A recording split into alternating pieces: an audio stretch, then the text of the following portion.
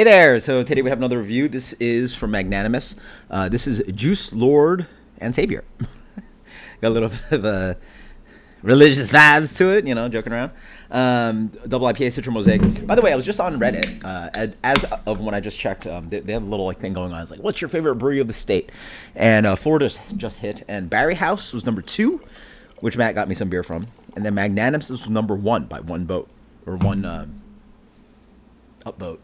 And so yeah, 2 local Tampa breweries. Yeah, this is I think. Oh, and also I believe this got gold at Best Florida Beer, which is like the state's kind of like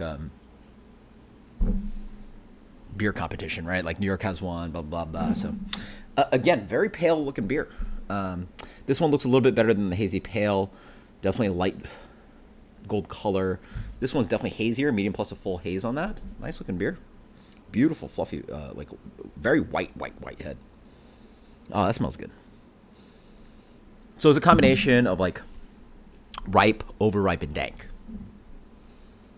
Yeah, it's got a little bit of guava, nice kind of like citra, generic kind of like sweet citrus character. But then you move on to some like grapefruit as well. But then this like sticky dank thing. Mosaic's usually not this dank, but it's got some of that thing going on. Yeah, I would have guessed it's also a little bit thiol-y, so I would have guessed there's like Southern Hemisphere in here. But it's got a little bit of that white grape, a little bit of that kind of Sauvignon Blanc character. Yeah, very aromatic, really nice. A little bit diesel-y too. Wow, that's a complex nose. I like it.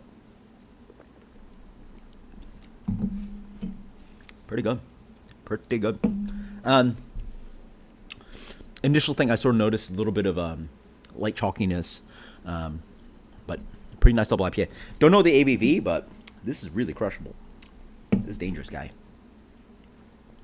Up front, in general, their beers are, I think it's their yeast strain. Whatever they're doing, like attenuation, ester profile, water profile, something about it. It's just these beers end up a little bit more, have a little bit more levity.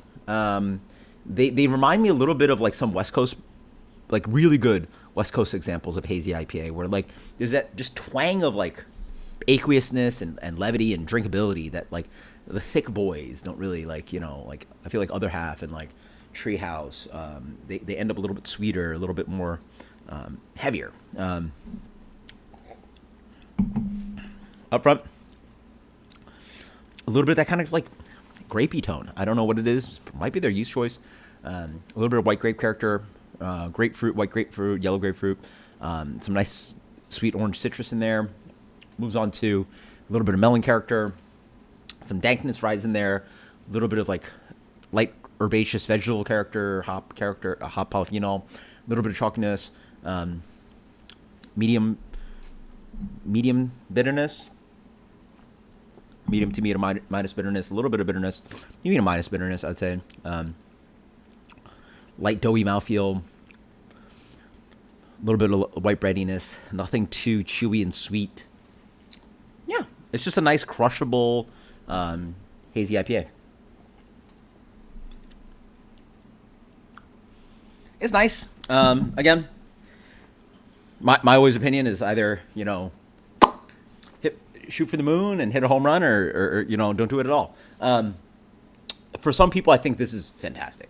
It has a nice kind of levity and drinkability for a double IPA, while still having a lot of bells and whistles of a classic new at least what I consider classic world class New England IPA. It's a little bit lean for me.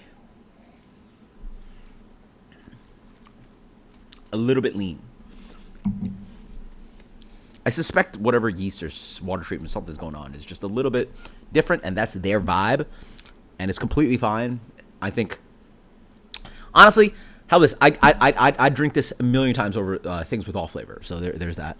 This is a very good double IPA. Let's give it a solid 90. That's awesome. That's very good. Juice Lord and Savior, Magnanimous, very good stuff. Cheers later. 90 might be a little bit low. It's pretty good stuff.